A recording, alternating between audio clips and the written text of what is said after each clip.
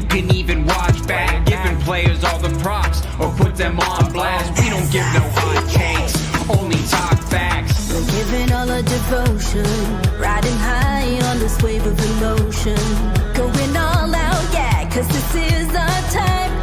No, ain't no stopping us till we reach the finish line. All in, we came here to win. We're gonna give everything. S-I-C-K on the run. S-I-C-K, sick, sick. On fire, we're ready to fight. We'll bring the house down tonight.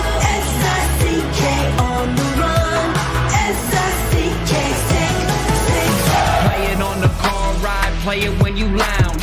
X and O's, you know that we can hold it down. Shout out to my man Sammy, got it off the ground. And to all the listeners tuned in right now, got debates, analysis, and speculation. This is sports talk for the new generation. You know where to find us, got a reputation. Sick podcast, your #1 sports destination. We're giving all our devotion, riding high on this wave of emotion. Going all out, yeah, cause this is our time.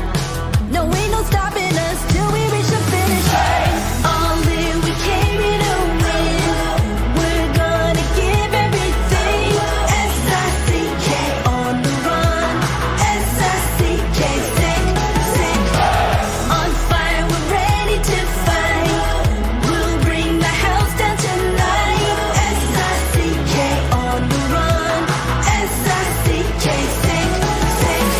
S-I-C-K is the sickest podcast. Tune in for the audio, or you can even watch back. Giving players all the props or put them on blast. We don't give no hot takes, only talk back. S-I-C-K, S-I-C-K, S-I-C-K, S-I-C-K, S-I-C-K, S-I-C-K, S-I-C-K.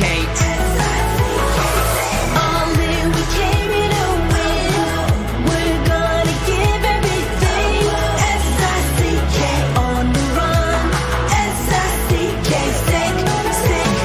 S-I-C-K is the sickest podcast. Tune in for the audio, or you can even watch back. Giving players all the props or put them on blast. We don't give no hot takes, only talk facts. We're giving all our devotion, riding high on this wave of emotion. Going all out, yeah, cause this is our time. No, ain't no stopping us till we reach the finish line. All in, we came here to win. We're gonna give everything. S-I-C-K on the run. S-I-C-K, sick, sick. On fire, we're ready to fight. We'll bring the house down tonight. S-I-C-K on the run. S-I-C-K, sick, sick. Play it on the car ride, play it when you lounge. X and O's, you know that we can hold it down. Shout out to my man Sammy, got it off the ground. And to all the listeners tuned in right now, got debates, analysis, and speculation. This is sports talk for the new generation. You know where to find us, got a reputation. Sick podcast, your #1 sports destination. We're giving all our devotion, riding high on this wave of emotion. Going all out, yeah, cause this is our time. No, ain't no stopping us till we reach the finish line. All in, we came here to win. We're gonna give everything. S-I-C-K on the run. S-I-C-K, sick, sick. On fire, we're ready to fight. We'll bring the house down tonight. S-I-C-K on the run. S-I-C-K, sick, sick. S-I-C-K is the sickest podcast. Tune in for the audio, or you can even watch back. Giving players all the props or put them on blast. We don't give no hot takes, only talk back. S-I-C-K, S-I-C-K, S-I-C-K, S-I-C-K, S-I-C-K, S-I-C-K. Turn up your volume. Because you're about to listen to The Sick Podcast. The Eye Test with Pierre, McGuire, and Jimmy Murphy. The Stanley Cup winning Colorado Avalanche. And after 22 years, Raymond Martin The sickest NHL podcast. It's gonna be sick. And welcome to another edition of the Eye Test here in the Sick Podcast Network. He is Pierre McGuire. I'm Jimmy Murphy. Pierre, how are you, my friend? Good. You, Jim? Good. Still digging out, but it's getting better. The sun's out and it's melting a little more, so inch by inch, we will get there. But Pierre, you know what? I don't know about you, but I am so happy to just watch some NHL hockey tonight and get back to talking hockey. The Olympics So it's going to be really interesting. And there we go. Because I know everybody's trumpeting quote-unquote ratings. I'm not sure those ratings are as good as everybody wanted them to be, but that's okay. Yep. What's going to be the carryover effect from the Olympics? Will the ratings surge or will they stay the same or go less? Mm-hmm. That's kind of, if you're really paying attention to it, that's the gauge. That's the gauge. So we'll see. I hope it works. Yep. And we'll know right away because, I mean, there is a string of national games on ESPN and TNT right out of the gate here back as we get the season going here, Pierre. We got a great guest coming up shortly. ECAC Commissioner Doug Christiansen will be joining us here, and I'm looking forward to talking to Doug specifically about the women's ECAC tournament going on right now, which will culminate a week from this coming weekend. So in about 10 days up in Lake Placid, looking forward to that. First time the women have been there. It's very exciting. And, you know, speaking of a carryover from the Olympics, Pierre, you know, I'm interested to see how that helps women's college hockey as well in terms of attendance. Hopefully it gives it a little bump. I hope it works. I mean, those games were great. Yeah. You know, just Switzerland against Sweden, the bronze medal game was phenomenal. Canada, U.S. was tremendous just because Canada played their best game in about a calendar year. The American women were so good. They were so good the whole tournament. You know, they gave up 2 goals the whole tournament. 2. It's amazing. It is. It's amazing. Yeah. So I hope there's a residual benefit for hockey, especially on the women's side. The ECAC had a pretty big footprint in terms of who played and who didn't in all those big games. So I think that was really good for the league and for Commissioner Christensen. My biggest concern is the women's tournament started last weekend. I know hockey starts, I think, tonight. ECAC started last weekend. There were some pretty major upsets. St. Lawrence and Clarkson are out. Those are pretty significant upsets. Yep. On the ECAC side. So I'm kind of excited to hear what the commissioner has to say about that. Because obviously going to Lake Placid is really important for the women. It's the same place as the men, and you've been there for the men's tournament. You know how great it is. It is spectacular there, and they do an amazing job hosting. They really do. So it's a big step forward, and the commissioner really laid it out pretty well for the ladies tournament to be there. So, you know, we got to get it to work. We will. We'll talk to Commissioner in a bit, but Pierre, just getting back to the NHL and, you know, games starting up tonight. A lot of players that compete in the Olympics not playing tonight. There's some big key names. One of them comes right to mind is Jack Eichel for Vegas. My question to you is, Pierre, not just specifically for those players, but combining the players that were at the Olympics and the ones that aren't, how hard is the transition getting right back into it in the midst of a playoff race? Ton of games coming up in a short amount of time, plus the trade deadline in less than 2 weeks. What's it going to be like for these players, and how do they get back into it seamlessly if they can? You're not going to get back into it seamlessly. It's not. Yeah. There's no seamless anything. So I'll give you an example. After the gold medal game in Pyeongchang for the men, and that was a non-obviously professional gold medal game, I flew the next day. I took a 5-hour car ride from Pyeongchang to Seoul. I flew from Seoul directly to New York. That was about 15 and a half hours. Wow. Got off the plane, went back to my home in Connecticut, changed my suitcase, and the next day I flew to St. Louis at 5 a.m. for a game that night. And so I can just tell you, there's no seamless to it. It's hard. Yeah. You get spoiled because when you're at the Olympics, it's a totally different environment. Mm-hmm. It's not nearly as hostile. The games might be perceived as hostile, but the atmosphere is not nearly as hostile. Yep. So do you give an edge to the guys that didn't go, like out of the gate for the first couple of games? I do. And so I'll use a guy like Jake Gensel. This has nothing to do with politics. Jake Gensel had the best line I heard. He goes, "We're coming back from the Olympics. We got 3 games in 4 nights. I'm not hanging in Miami and I'm not going to the White House. I'm going back to Tampa because I want to be ready to help my team. Now they got some injured guys there. You know, Cirelli's injured. I know Point's coming back. Not sure where Victor Hedman is in this whole thing, but that's like a mature thing to do. Yeah. I look at what Ryan Smith, the owner in Utah, did. He's got Clayton Keller, who's his captain. He flies his private plane down to Miami, picks Clayton Keller up and flies him back to Utah, and he's back last night. Yep. So and it's not that guys aren't wanting to do that, but I think other guys wanted to, you know, experience the White House.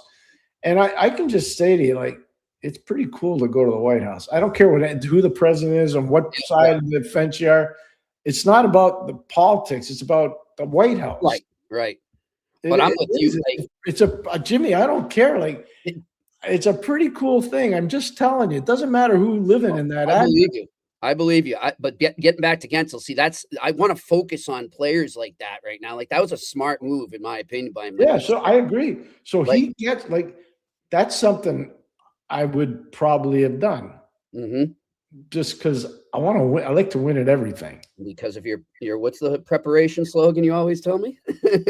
Prior preparation prevents potential problems. Well, that's why I have a bottle of water here. There you go. And you know what? I know another person who probably adheres to that motto, and he's joining us right now. That's Doug Christiansen from the ECAC. Hopping on the eye test. He's been here before. He's no rookie here. Hey, Doug, how are you? Great to have you both. Thanks so much for the time. Hey, Commissioner, how you doing? I'm great, thanks. I Pierre, I'm wondering where yours is. Follically impaired people don't need hats. Fair enough. There we go. Doug, just quickly before we get into the ECAC women's, which is Pierre and I already said are underway, just your reaction to the women's and men's gold and just the euphoria around that. It was incredible. I mean, for me, the last Olympics, my daughter was one. Totally different experience for her to be able to watch it and to enjoy it. And my son, he's 3, and I actually took a picture. I took it down because it got a little bit crazy on the social media, but he's looking there and he's 3 years old and he's looking up and watching the American players get the gold put around their neck. And I just said that's where dreams start. And I think it's for both the men and women in the United States to be able to represent our country on foreign soil, win a gold medal, bring it back to the United States is something that has really long-lasting implications and benefits. And I remember as a kid, the bumper stickers that said USSR 3, USA 4, and the impact that had on me. And I remember watching the 1984 Olympics with the diaper line with Eddie Olchuk on it and Pat LaFontaine. I think it was David Jensen. Dave Jensen, thanks very much. And how that had an impact on me now more years later than I care to admit. That's what the Olympics are. The only problem with that team, special. The only problem with that team, they finished 7th, but that's another story for another. Listen, you can't win them all, and but it's just one of those things where it was really, really special, and to be able to share that as a family and to be able to know that was being replicated all over our country was great. I couldn't agree more. I'm a huge believer and proponent of the Olympics. The only time I ever got mad at the commissioner of the National Hockey League and the deputy commissioners when I found out in 2014 that they weren't going to 2018. And I found that out on the way to the airport in Sochi, and I couldn't believe it. I was like, are you people out of your minds? Are you nuts? Well, it looks like I was right and they were wrong on that one. But anyways, that's another story for another day. Yeah, and I think like for us as for us as a league, and for me personally, to know so many of the people, for both the men and the women, the players, the coaches, the staff, and just to have those, personal relationships and just to see how happy and excited they were is just tremendous. I agree. I couldn't agree more. The biggest thing I watched with the women, it was great to see Sweden bounce back because they're going to get more funding. I was stunned by how well the Swiss played. That was awesome for, I think, your league in particular going forward. And the Canada-US matchup was great. I think for women's hockey, that was a huge statement opportunity to grow hockey on the women's side. Did you feel the same way? Of course. I also think, we've had, Kaltkova from the from Czechia, she was number 1 overall pick who played in our league. And so you look at the players coming in from different countries having those opportunities. But one of the things that I haven't heard many people talk about, had the 2 games between the Canada and the United States flipped in terms of score, result, and all of that, it wouldn't have had that same intrigue. The U.S. wins the first game comfortably. They have to win the second game in overtime, come from behind, all of the things that come along with that. That's the stuff that allows it to carry more momentum and to grow because it continues to have people talk about it. Yep. And also see the watch parties. I mean, obviously, University of Wisconsin had a lot of players on the team, and to see people going into their student union and watching it together, that's growth. That's tangible. You can see that. And us going to Lake Placid, that's growth too. And those are the parts that we're happy and proud to be pushing forward. Commissioner, when we were over in Belfast, I think we touched on this when I had you on the eye test over there too. One of the things that struck me was a lot of the female players saying over the past few years, they start to realize how much of a role model they can become for younger girls and getting them into the sport, and it wasn't like that 20 years ago. It wasn't like that 10 years ago. And it's getting to be that way more and more. And now you see what happened with the Olympics there. Do you notice that when you talk to players around your conference, just that feeling, that responsibility that they feel now? I do. And sometimes I think smaller, tangible examples are good. As I was watching the Olympics with my daughter, one of her first questions is always, is this the girls or the boys? and if it's the boys, she loses interest immediately. And it's just so interesting to see that for myself and how that manifests itself. And for all the women in our league, they know that, and they have felt that as a younger player growing up into those dreams. And I've seen that, Dr. Nikki Moore, the athletic director at Cornell, gave an amazing speech last year at our women's championship, and how she just talked about how she was talking to the little girl that had big dreams, and how impactful that was. And I think that, that for me, and hearing that was something that was very powerful, but it also has really proven to be true. And I think that players in our league, they do feel that. And I think that that's something that we as a league are proud of. We want to give great opportunity for the voices in our league and the players to go out and do great things. And I definitely feel as though the women have carried that torch proudly. One of the big things I'd be doing, I'd be pumping Haley Wynn's tires every single day I get. She is such a good player. Clarkson University should be so proud of her. Matt DeRozier and his staff so proud of her. That young lady played phenomenal. She and Caroline Harvey were the best tandem in the tournament. Not even close. And with Haley Wynn, sometimes you never know where attention's going to come, right? But there's 2 parts of the family, right? There's her brothers, who obviously had a lot of fun at the Olympics. And hey, that's great. But as good as that was, I think it was the Player Tribune video that was about how they looked up to her now as being the little sister, and how proud of them, how proud they were of her. And, having seen her come through our league, having had her parents come to our banquet, having, see her maturation as a player, and then go on to do it at the Olympic stage and have a gold medal, it's something that just makes you feel really great. Yep, for sure. Let's get into the tournament right now. Pierre was just telling me right before you came on there, some upsets already, huh? Well, obviously Clarkson, has won 3 national championships in the last, 12, 13 years. Great program. You touched on Matt DeRozier and Haley Wynn. They lost in the first round. That's what playoff hockey is all about. You never know how those things are going to play out. But that's really a testament to the depth of our league. The league this year has taken another step. We continue to have 7-8 teams in the top 15 in the country.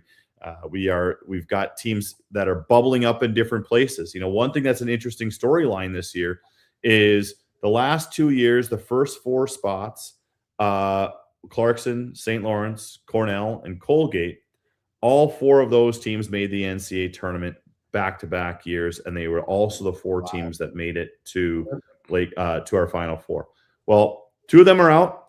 3 of the teams in the top 4 are different, and that's not taking away from any of those teams. Those are really good teams too. We've just had a continued growth, and other programs are having great seasons. And it's been fun to see Yale come on. I mean, they had a 14-game winning streak. Princeton had a 13-game winning streak. And that have a winning streak like that in our league is incredible. And one final thing, what was really, really interesting, and for the listeners who haven't seen it, we had a situation where on the last day of the women's regular season, Princeton needed Quinnipiac to win a hockey game in order to share the ECAC title. And Quinnipiac was able to come back from 2 goals down in under a minute and to be able to then win in overtime. And to see the players' reactions at Princeton watching the game elsewhere just shows you what it's all about. And Yale, they obviously earned a championship trophy. They won the tiebreaker. They're the number 1 seed. They had a great season. But for Princeton to be able to have a fantastic season, be able to share that moment, I think is really special. And for all of us as a league, it was really exciting. And it gives us lots of the good things to talk about and look forward to. Speaking of Princeton, they got a pretty good young lady that graduated from there named Sarah Fillier. If you haven't watched her play, go watch her play. She's really good. So, Jimmy, here's the way it plays out. I love that she can play any way you want. She can. There's not many players who can play with the skill and grit the way that she does. So here it is, Jimmy. This weekend, Harvard plays Princeton. Brown plays Quinnipiac. Colgate, Cornell. So one of those 2 schools is going to be out. And then Union at Yale. So the commissioner's alma mater, Union, is at Yale. That's going to be an interesting one to watch. But I'm just saying, Jimmy, this quarterfinals, because of those upsets, these are probably going to be the tightest quarters they've had in a really long time in the ECAC. Yep. Good stuff. I mean, I think that we've got 3 games written all over them, and that's great. And one of the things that I love about the way our playoffs are set up, you have that series, you have that feeling. And Pierre, you know what it's like when you go in, if you have a battle for a couple days and all of a sudden on the last day you're walking into the rink and you're like, well, I'm walking out of here and I'm still in hockey season or I'm not. and that's something that's pretty fun, especially after all the battles. You could have, last year we had a quarterfinal that went to 4 overtime. So you never know what's going to come up. Yeah, I think just for the fans out there, this women's tournament is going to be, I think, really exciting just because the parity that's been created in the league. And Commissioner Christensen's talked about Yale. Mark Boulding's done a fantastic job there. They got a really good team, Jimmy. I'm telling you, they're really well coached. He's a great coach. He's passionate. And again, they've been playing really well the entire second half. I agree. And they're not the only ones. And that's the part that's fun about this is you've got these, really, really strong teams that have played great. But, you've got Brown and Mel Ruzzi's done a fantastic job. And they've put themselves in a position where, heading into that last game of the season, they could have had home ice throughout. And obviously the results didn't fall all their way. So we've got some really good teams. We've got some we've got a deep league, and it's going to be fun to see. And obviously you've got the Beanpot winner advancing as well. And, Laura Bellamy was over in Belfast with the 2 of you as well. And, she's got that program heading in the right direction. Hey, by the way, for those that are fans of the Brown team, Jade Aginla is probably their best offensive player. So just so everybody knows, that's the Aginla's the father. So I talked to him today and I said, she scores better than you, but you were meaner. That's what I told him. Well, if they advance, I'm sure he'll be in Lake Placid and cheering on his daughter. Yeah, he will be. He's great. We had a nice chat today on a call. So it's good. And just quickly, how big is the excitement around being at Lake Placid for the first time for the women? It's been great. I mean, first of all, we had like a massive ticket week, and that's been really fun for us. I mean, of course, we want that Olympic boost, and we've seen that. And I heard you talking about that before, Pierre, with the ratings, but we've experienced that already for both our men's and women's championships. Yep. And obviously our tickets are on our website for people who want to find it. But, from our standpoint, we have felt really good about the growth. We've felt really good about the excitement. But the one thing that I'm really looking forward to, and Pierre and Murph, this, there's something that's different for the players when they show up. They see the signage, they're walking down the street, and you just realize that you see somebody from, even if Union isn't there, or if Dartmouth isn't there, or if Quinnipiac, whoever's not there, you see that somebody with their hoodie on for that school, Right. and you see the people coming in from all over. And I'm excited to see what it looks like now post Olympics. My guess is Mike Aruzzi's store is going to be packed to the gills of new merchandise, and selling things out the door. And the Olympic Center is going to have that buzz too. And so for us, you know, in our case, the women haven't had that experience.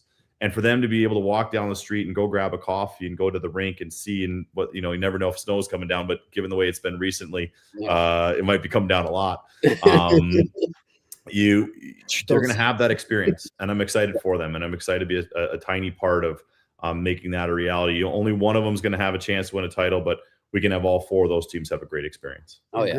It's a celebration of hockey, and that's what I love about it. All right. No question. Listen, Doug, it was a pleasure having you on. I look forward to seeing you in less than 2 weeks already. And then again at the end. Thanks, Commish.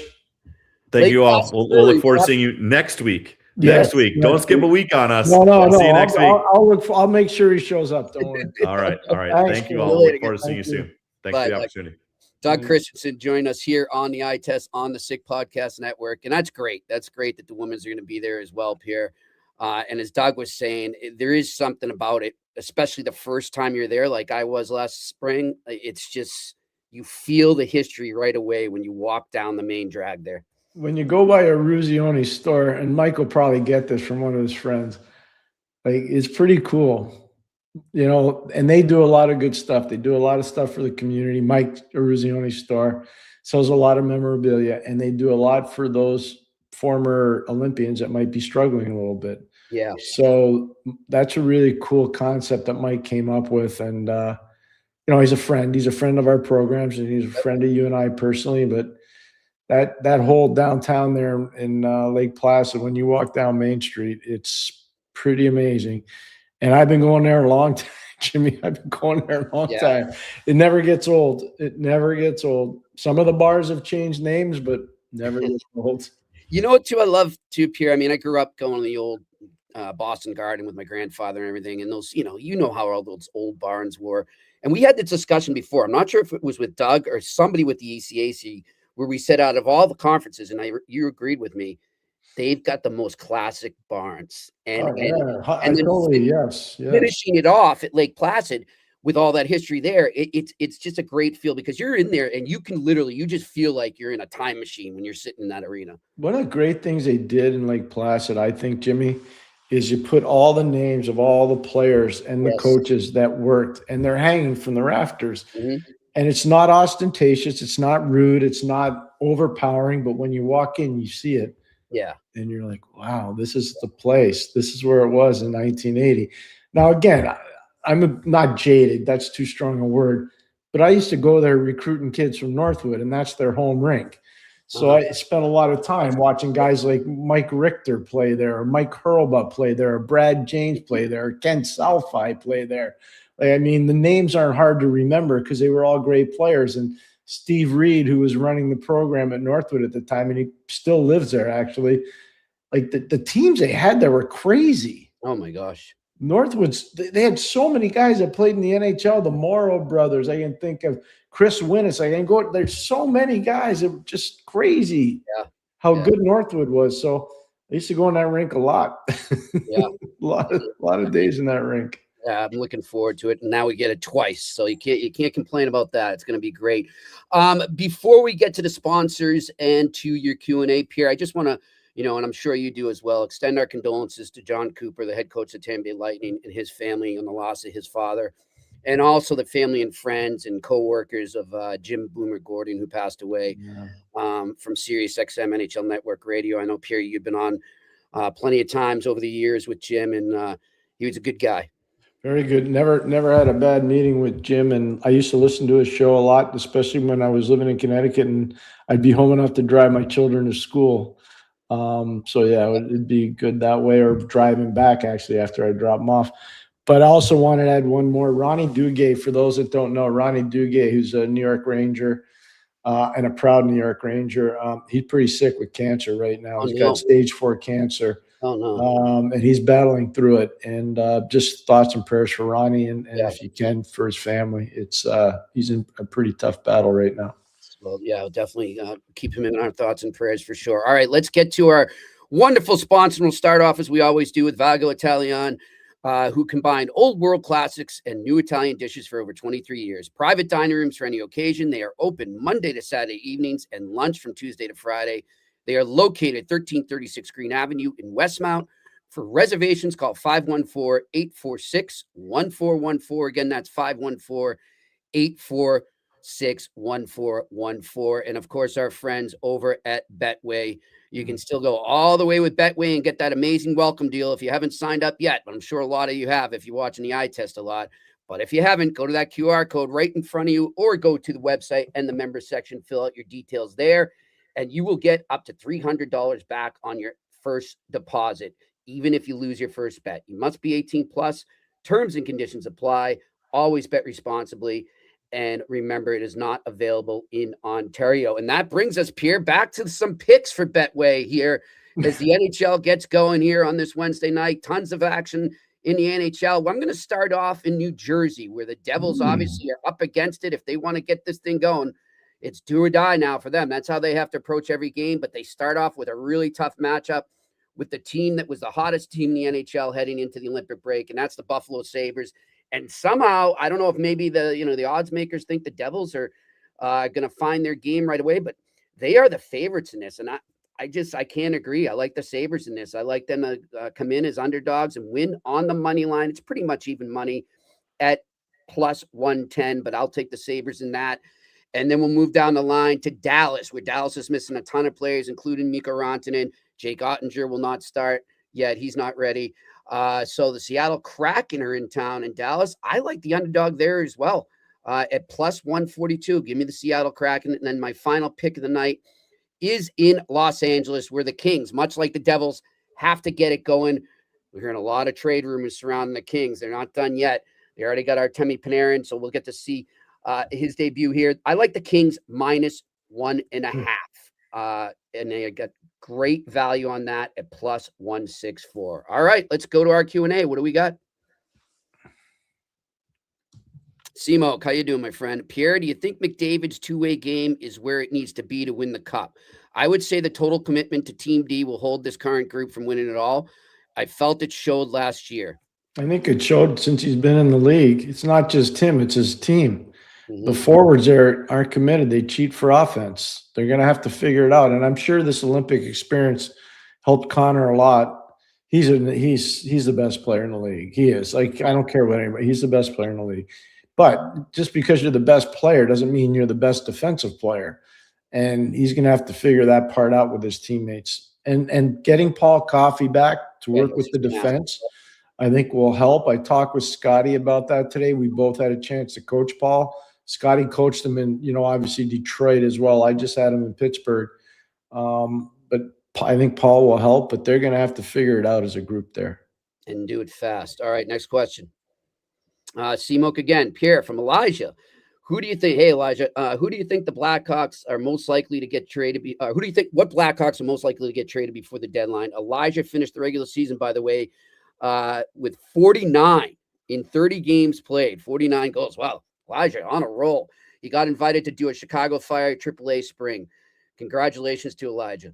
Keep it going, Elijah. We like that. Keep working on that shooting. I like those tapes you send me. I think Ryan Donato's quietly one of those names you might see out.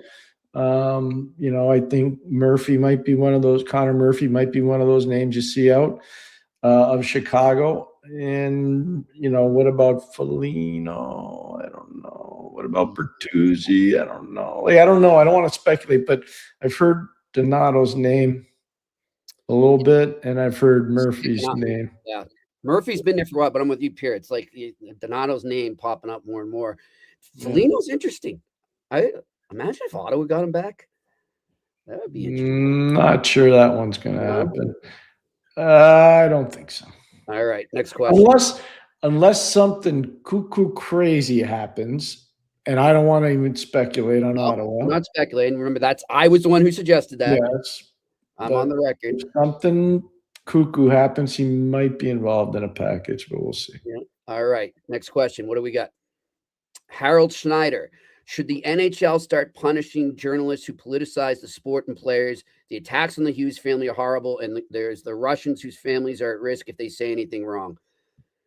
We don't really want to get weeding to this, but I would say, me personally, it's getting out of control. That's why I'm so happy there's hockey games back and we can just focus on that. But yeah, it's a little out of control, to say the least. I'm heartbroken to see what's gone on from both sides. Yeah. The personal stuff doesn't have to happen. 100%. It doesn't have to happen, and it shouldn't be happening. Yeah. I can tell you one thing, I know Jimmy Hughes and I know Ellen Hughes really well. And her maiden name's Ellen Weinberg, and she's a heck of a player. She was a really good player.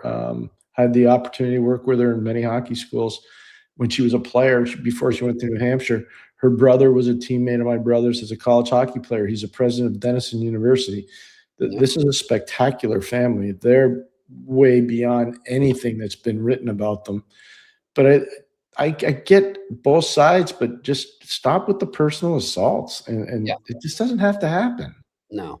It doesn't. I specifically stated. I told Jimmy this a long time ago. I'm a hockey analyst. I'm not a political person. I've never been a political person, and I'll never will be a political. I don't know enough about it. Like, I think I know a little bit about hockey. I know a heck of a lot more about hockey than I do about politics. I'll tell you that right now. Yeah. So hopefully we can just move into the hockey here and enjoy the rest of the season. All right, next question. It breaks my heart. I want to see that.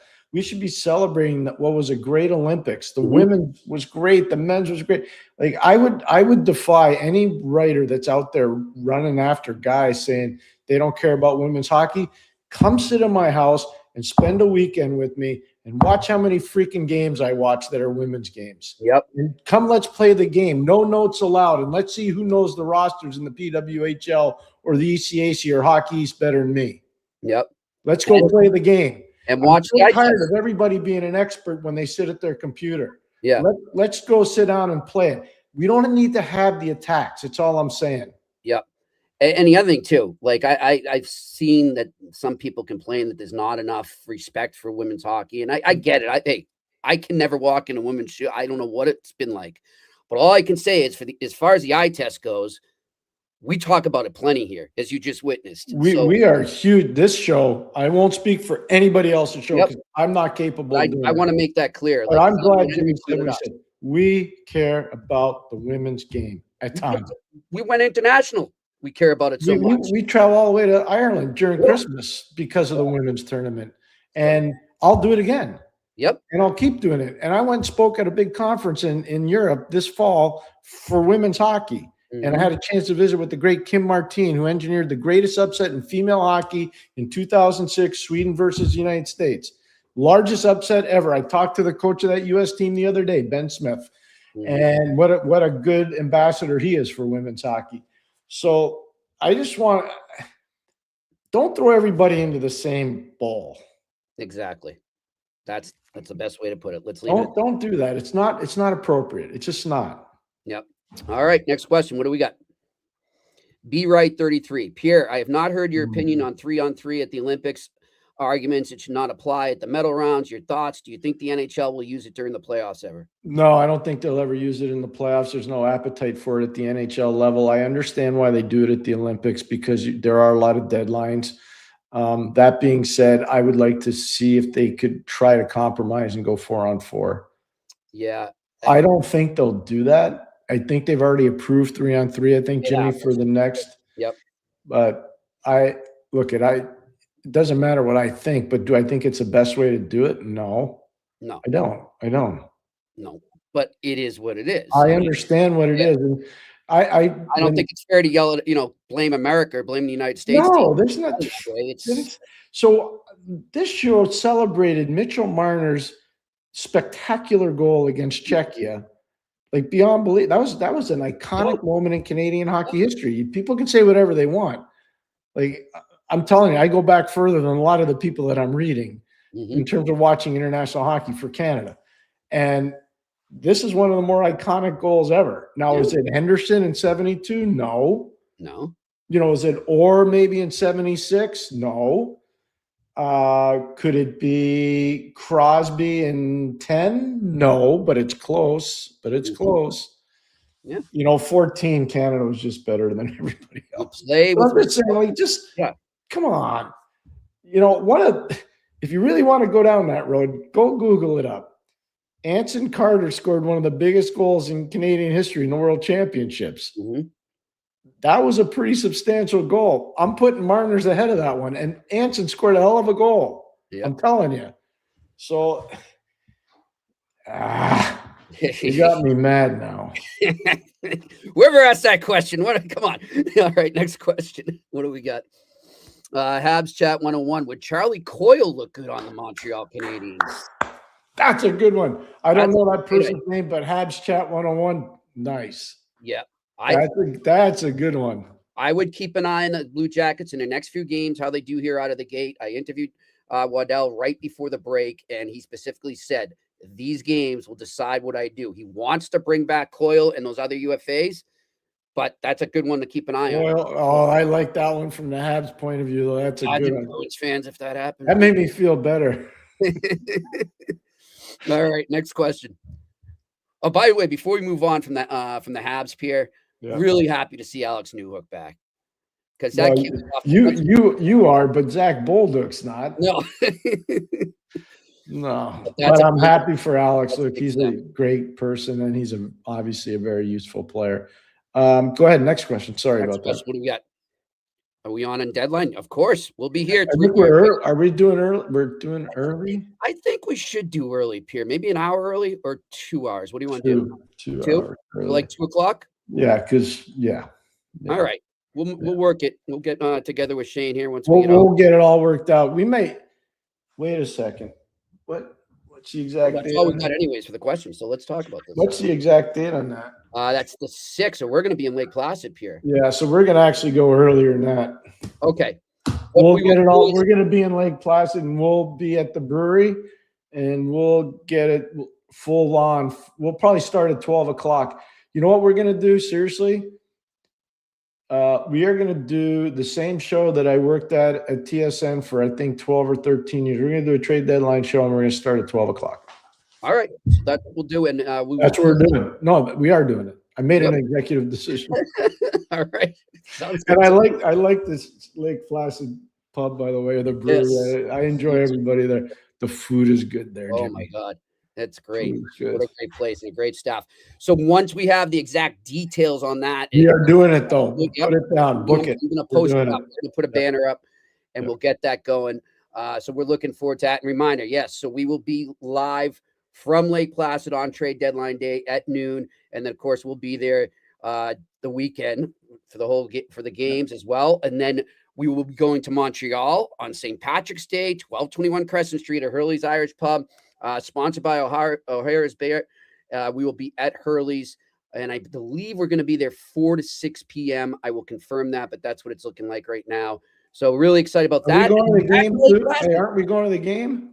We are. Montreal Canadiens, Boston Bruins. Did you get in touch with our favorite friend from the Canadiens? I am working on that as we Chantal, Madame Chantal.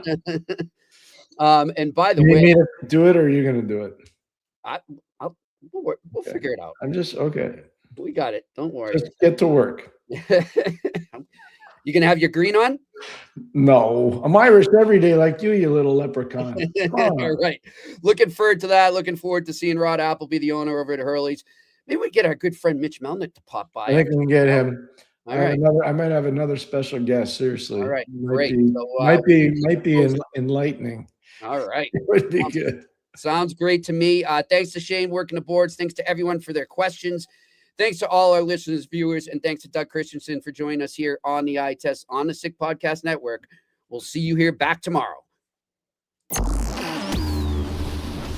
And that's a wrap. Hope you don't miss us too much until next time. Follow the Eye Test with Pierre McGuire and Jimmy Murphy on YouTube, Facebook, Google Play, and Apple Podcasts.